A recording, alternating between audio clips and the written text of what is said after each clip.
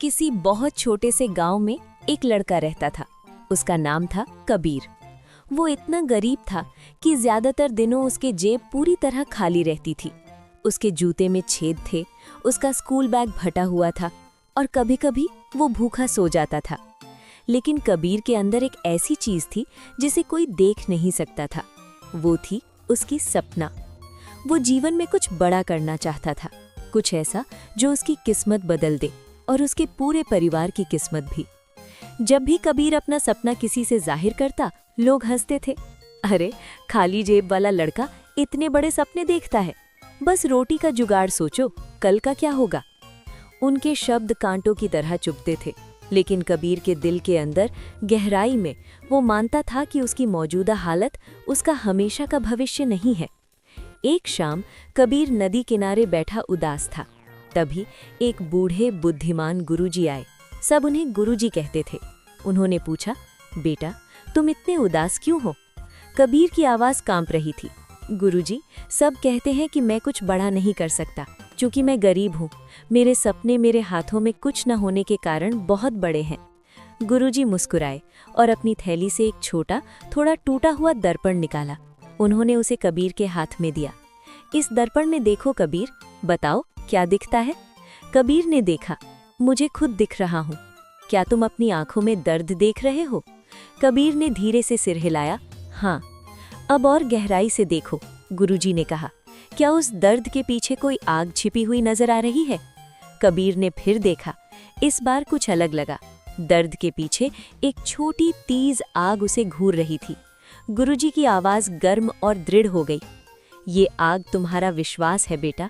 ज्यादातर लोग इसे अनदेखा कर देते हैं और हार मान लेते हैं, लेकिन अगर तुम इस आग की रक्षा करो, इसे हर रोज हिम्मत और अनुशासन से खिलाओ, तो ये तुम्हारा रास्ता रोशन कर देगी, सबसे अंधेरी रातों में भी। उन्होंने और कहा, दुनिया तुम्हारे दर्पण पर धूल डालने की कोशिश करेगी। लोग तुम्हें बार बार कहेंगे कि तुम पर्याप्त नहीं हो, लेकिन तुम्हें हर दिन इसे साफ करना है अपने कर्मों से। हर रोज खुद को देखते रहो और कभी मत भूलो कि तुम क्या करने में सक्षम हो। कबीर ने दर्पण हाथ में लिया और गुरुजी के शब्द उसके दिल में उतर गए। उस दिन से सब कुछ बदल गया। वो हर किताब पढ़ने लगा जो भी मिलती, रात रात भर लिखने का अभ्यास करता, हर गलती से सीखता। वो सिर्फ पास होने का सपना नहीं देखता था, बल्कि परिवार की किस्मत बदलने का सपना देखता था। रास्ता आसान नहीं था। उसकी माँ बहुत बीमार रहती थी, दवाइयाँ महंगी थीं जो खरीद पाना मुश्किल था। उसके पिता बूढ़े किसान थे, पूरे दिन धूप में मेहनत करते, फिर भी घर खाली हाथ लौटते।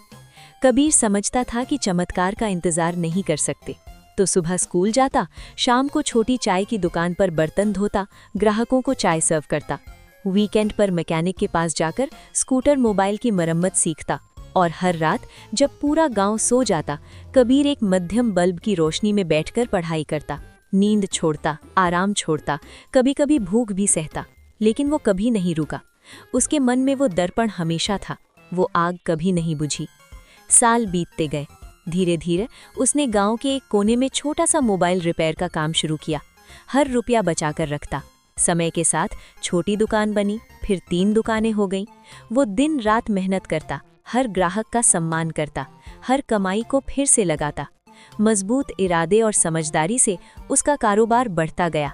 उसने अपनी खुद की ब्रांड की मोबाइल एक्सेसरीज लॉन्च की, चार्जर, ईयरफोन, कवर। जिन लोगों ने कभी उसका मजाक उड़ाया था, अब वो उसके ऑफिस के बाहर नौकरी के लिए लाइन में खड़े रहते थे। उसकी माँ की नियमित इलाज हो गया, उनके चेहरे पर रंग लौट आया। पिता को अब खेतों में नहीं जाना पड़ता, वे आराम से रहते। एक दिन गुरुजी फिर आए।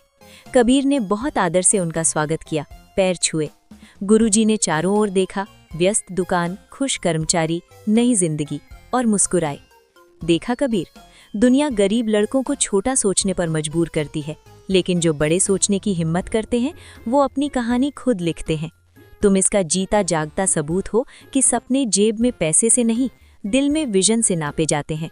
उन्होंने कबीर के कंधे पर हाथ रखा। अगर आज तुम्हारे दिल में थोड़ी सी भी उम्मीद की चिंगारी जली है, तो इसे अपने तक मत रखना। इस कहानी को किसी ऐसे इंसान तक पहुंचाओ जिसे अभी हिम्मत की जरूरत है। उन्हें बताओ, आग पहले से ही उनके अंदर जल रही है, बस उसकी रक्षा करनी है। रुकिए, सांस लीजिए और याद रखिए, आपकी सफलता का अगला अध्याय तब शुरू नहीं होता जब सब कुछ परफेक्ट हो जाता है। वो तब शुरू होता है जब आप बड़े सोचने की हिम्मत करते हैं। आज से शुरू करो।